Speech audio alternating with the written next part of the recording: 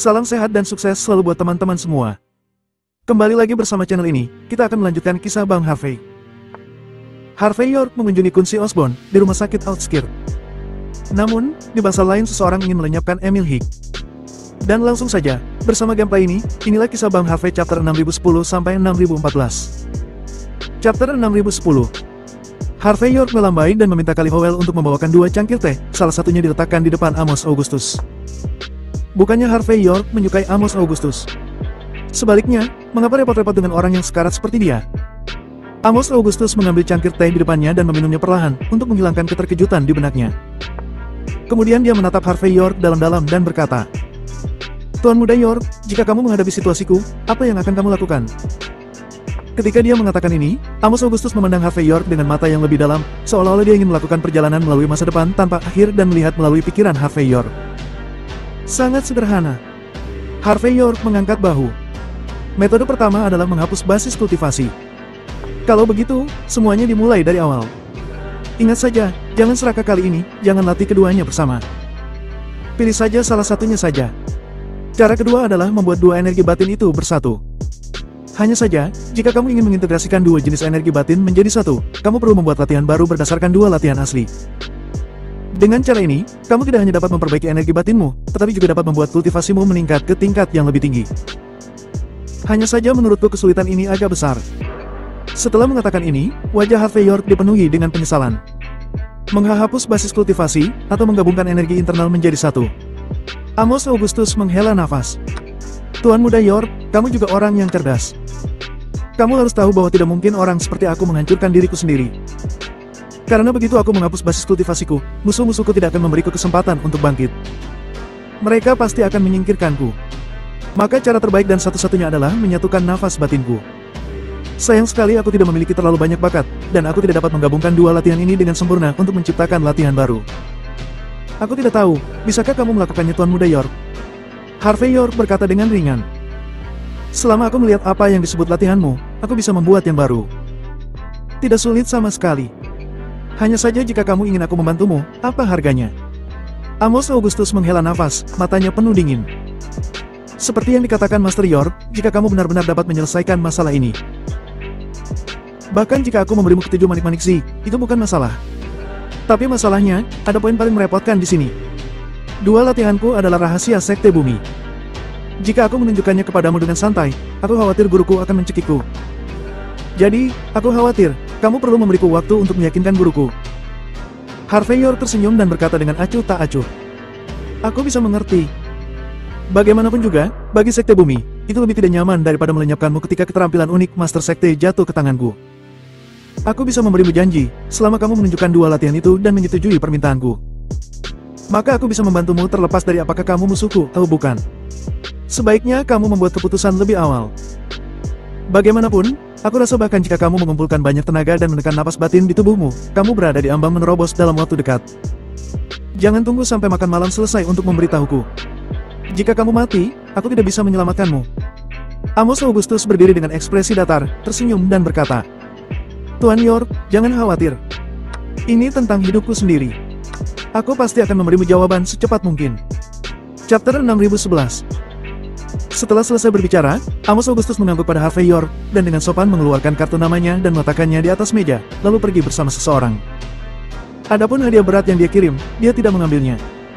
Tuan Muda, Amos Augustus benar-benar serius yang kamu katakan. Setelah Amos Augustus dan yang lainnya pergi, Dorian Howell berjalan keluar dari samping. Dia mengenakan pakaian hitam dan topeng. Dia benar-benar sulit untuk dikenali. Harvey York tersenyum dan berkata sambil minum teh.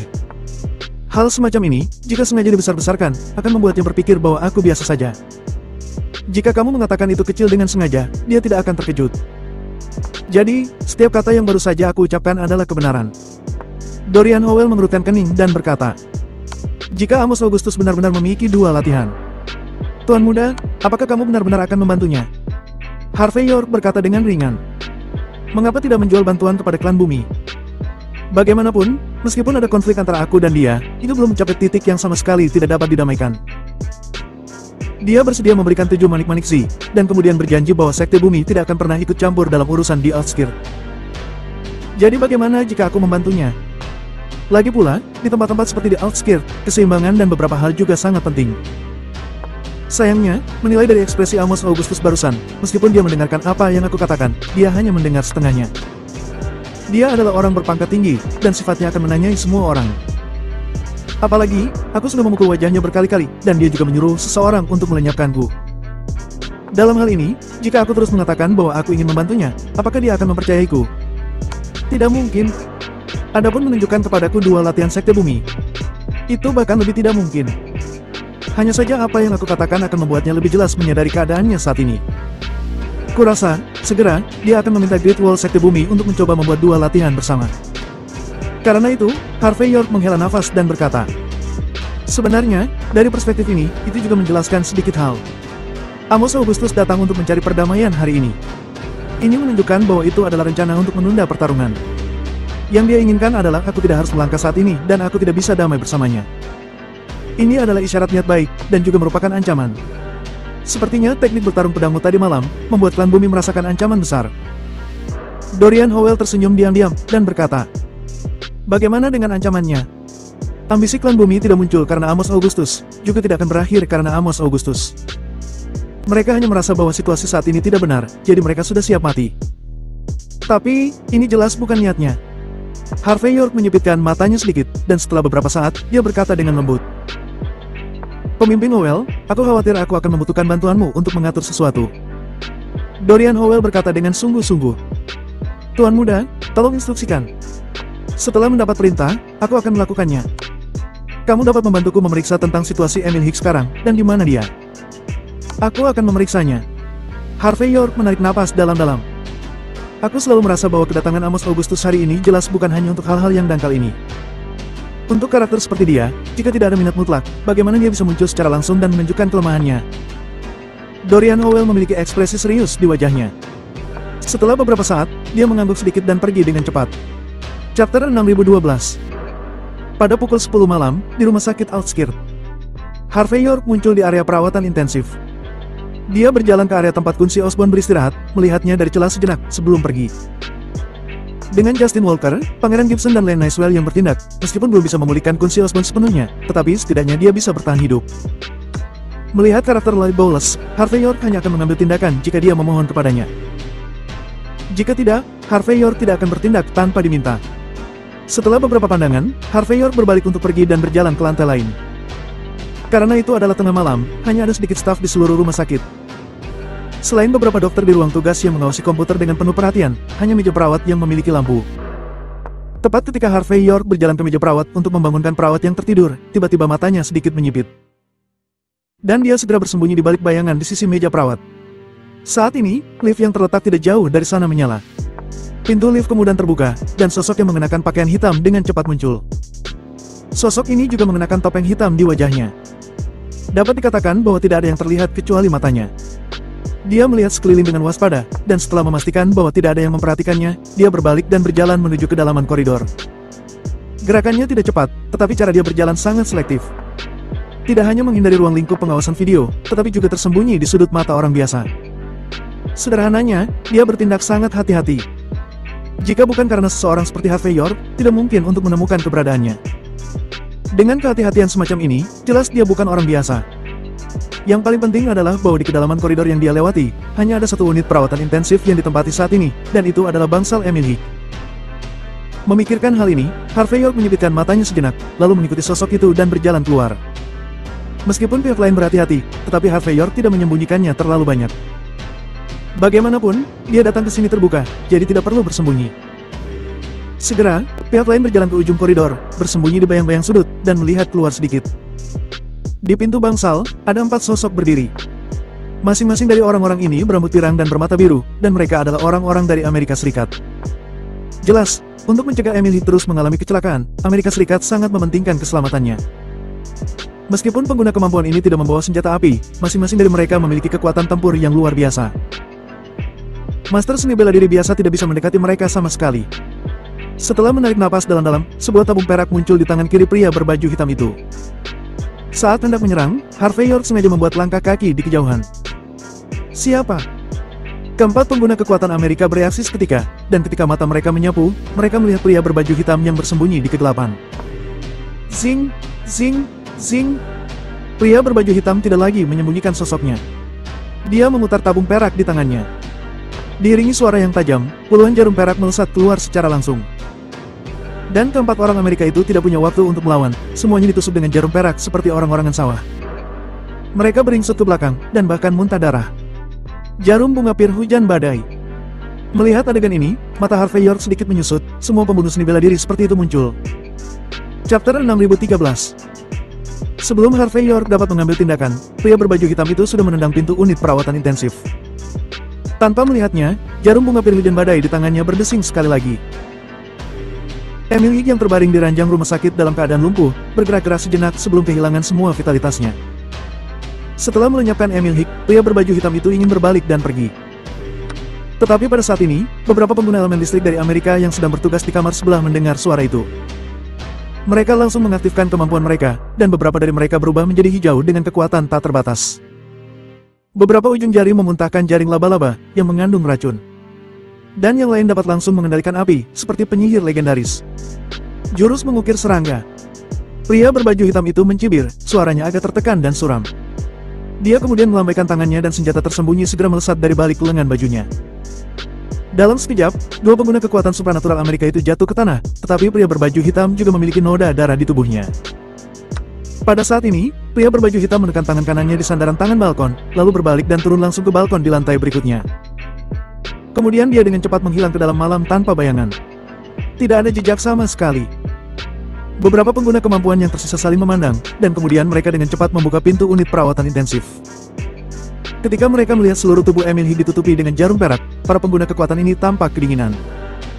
Emil Hick, kenapa dia bisa mati mendadak? Ketakutan yang tak terkatakan muncul di benak mereka. Emil Hick sudah mati, tetapi mereka mungkin akan dimakamkan bersama dia. Sementara orang-orang Amerika ini panik, di pintu belakang rumah sakit, sebuah pintu kecil didorong terbuka. Seseorang terlihat melepas pakaian hitam, membuang topeng, dan bersiap untuk membuang barang bukti sebelum pergi. Namun, begitu pakaian hitam itu dilepas, gerakannya tiba-tiba membeku. Dia melihat ada sosok di depannya tanpa dia ketahui kehadirannya. Harvey York menyipitkan mata pada pria pucat di depannya, tersenyum dan berkata, "Halo, izinkan aku memperkenalkan diri.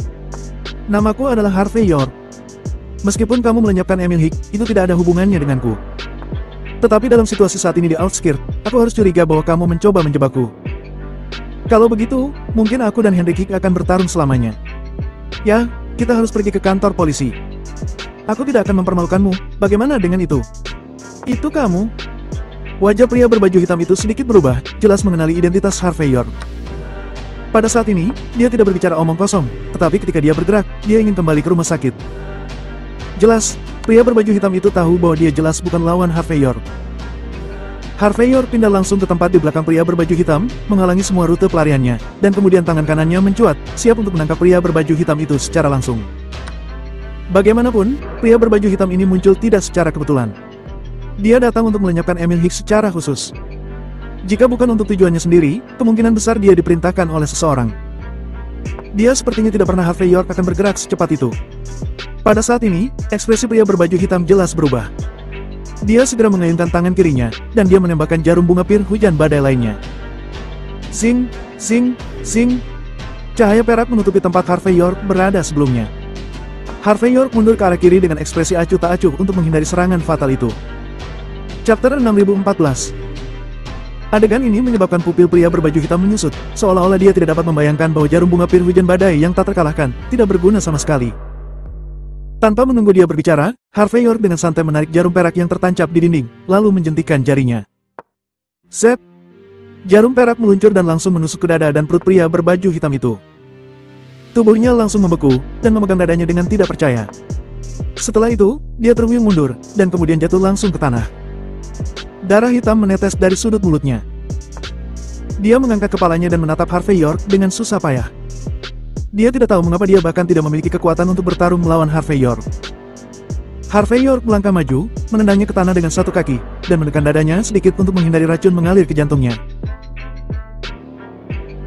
Harvey York tersenyum dan berkata dengan ringan, "Kemampuan yang bagus. Tetapi bahkan jika kamu mencoba menyembunyikannya, aku masih dapat melihat kamu adalah anggota Sekte Bumi." Apakah Amos Augustus atau Stefan Augustus yang memintamu melakukan ini?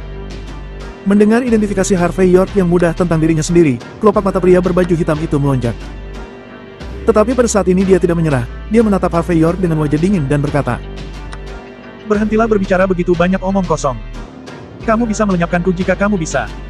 "Sudah kubilang, kamu telah menyinggung orang-orang yang seharusnya tidak bisa kamu singgung. Cepat atau lambat, kamu akan mati dengan tidak layak." Bagi pria berbaju hitam ini, jika dia bisa membuat marah Harvey York dan membiarkan Harvey York melenyapkannya, itu akan menjadi yang terbaik baginya. Tidak ada tempat untuk mati. Harvey York tersenyum ringan. Ada banyak orang yang ingin aku mati akhir-akhir ini. Namun, orang-orang itu sudah mati, tapi aku masih ada di sini. Aku tahu bahwa orang yang sekarat sepertimu tetap akan memberontak. Kamu tidak meneteskan air mata sampai kamu melihat peti mati, dan kamu tidak menyerah sampai kamu melihat sungai kuning. Namun, aku punya cara untuk membuatmu mengatakan segalanya. Pria berbaju hitam itu tampak menghina, jelas tidak mempercayai kata-kata Harvey York. Harvey York tersenyum ringan, mengeluarkan ponselnya dan menelpon Ramona Klein. Yang dia inginkan bukan hanya pengakuan pria berbaju hitam, tetapi akan menjadi bukti yang tak terbantahkan. Lagi pula, jika seseorang ingin membebaskan diri mereka harus mengembalikan barang-barang bukti ini kan. Ramona Klein telah berkeliaran di Outskirt begitu lama, dan dia akrab dengan hitam dan putih. Harvey York dapat yakin bahwa masalah ini akan mudah ditangani olehnya. Pada saat yang sama, Amos Augustus untuk sementara menetap di halaman lain. Pada saat ini, Amos Augustus sedang memegang salinan sutra di tangannya. Dia telah melafalkannya belasan kali, tetapi meskipun demikian, dia masih tidak bisa menekan aura yang berbentrokan di tubuhnya. Dua aura yang seharusnya hidup harmonis semakin gelisah baru-baru ini. Amos Augustus sendiri juga seorang ahli seni bela diri, generasi Dewa Perang. Jadi dia dengan mudah menilai bahwa jika dia tidak menyelesaikan masalah dua aura ini di tubuhnya sesegera mungkin, maka dia akan benar-benar mati. Ini membuat Amos Augustus sangat bingung. Dia tidak mau menghapus basis kultivasinya, dan dia tidak mau memberitahu orang lain tentang situasinya, termasuk gurunya sendiri. Tetapi jika ini masalahnya, apakah dia akan membiarkannya berkembang seperti ini dan mati? Dia benar-benar ingin mencobanya dan membiarkan Harvey York mengambil tindakan. Tetapi dia juga tahu bahwa dalam hal hubungan antara kedua belah pihak, selama Harvey York melakukan sedikit trik, hidupnya akan lebih buruk daripada kematian. Memikirkan hal ini, wajah Amos Augustus terlihat sangat suram.